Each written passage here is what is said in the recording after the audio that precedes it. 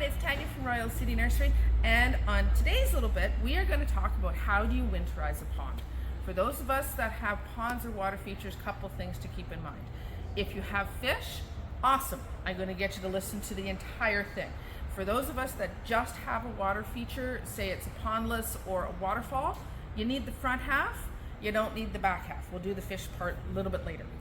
So for those of us with any kind of water feature, one of the things we need to keep in mind is we need to make sure that our pumps are safe and that we either keep our water moving, or if we're not going to keep our water moving, then we need to pull our pumps and we need to take care of our tubing. So easy way to do that. If we want to keep our water feature running, and again, this is whether you have a waterfall, a pond, a pondless feature, or a bubbling rock, it's all the same. As long as your water is physically moving, you don't need to do anything, which is awesome. So it makes it easy.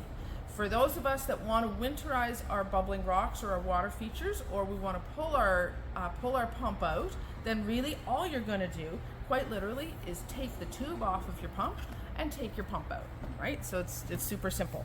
Now, one of the things I want to talk about is when your pump comes out of the water, Guelph is awesome because we have some beautifully hard water. So this pump is caked in calcium. So if this is what you're putting away, you need to do a few things. One, we're going to take the filter off, and on this one, there's a little knob I actually need to turn. So we get rid of that. So I'm going to take the filter off so I can see what's going on. If I take a look at that impeller on the inside, there it is. I need to make sure that that impeller can actually move, right? That it's not caked in calcium. The other thing I want to do is clean this.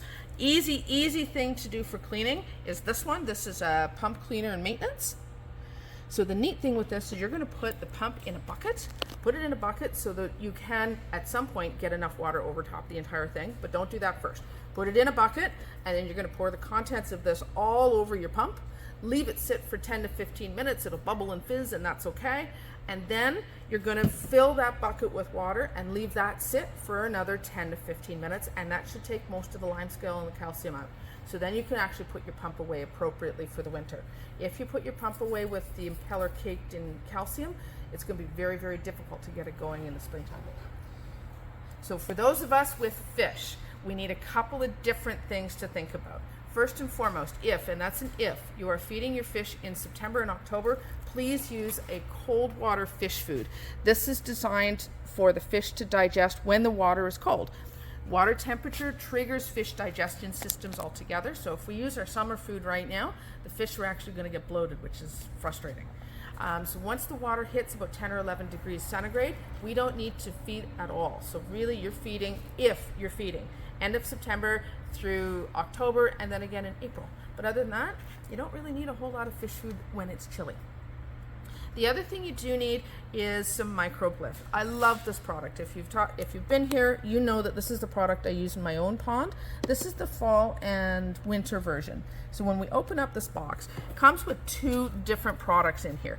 One is a liquid, so you can see it's brown. You can see the solids roaming down there on the bottom. So when you open it up, it kind of smells like raw eggs, and that's okay. But this bacteria is a cool water bacteria, so it actually feeds on the algae and the leaf litter that's at the bottom. So you start this in October. You put it in once a month the entire winter.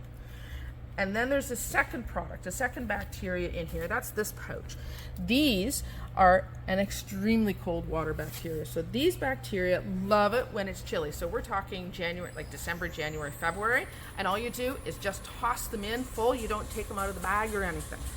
Between these two, this digests all the leaves that fall in the pond, so you're doing far less cleaning in the winter, or really in the spring.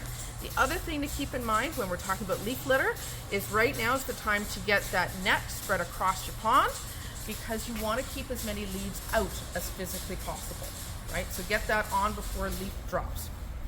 So when we think about having to keep our holes or our ice or our pond open, so again, if we've got fish, this is for you. You need to make sure that your water surface has a minimum of 6 to 8 inch hole open, because that allows air exchange so your fish don't suffocate. Easy thing to use in de-icer like this. This one floats, and then there's a little light on the top that says, hey, I'm on. The nice thing though is it's thermostatically controlled. So you do get, this turns off when the water hits 4 or 5 degrees centigrade. So you're not using hydro when you don't need it, right? Super, super easy. That helps to keep a hole about that big open, which is perfect. Use that in concert with your pump. So if you've taken all your tubes off, you've taken your filter off, you've taken your waterfall, it's fine, you don't need to do anything. Now you've just got your pump. You're gonna leave your pump close to this, just under the surface of the water, right? So water surface is here, and we've got the spigot. When I plug this in, this is just gonna recirculate, and it's gonna create a little geyser, which is awesome because now we're adding oxygen, and again, we're keeping a hole open in the ice so we get lots of air exchange. Last thing you want to consider is an aerator kit, something like this. There's a few different ones on the market. Come on in, we can show you what we've got. Aquascape's got some great lines. This particular one, this box sits outside the pond, and then it pumps air through the box in through this tube and down into the aerator bar. So this is a little bit different. You can get ones that have pucks, you can get ones that are on aerator bars, either one, and a whole bunch of little bubbles come out of this for the winter. So this too, really good at putting oxygen in the water. Again, if you have fish, you need to make sure you've got oxygen going in the water.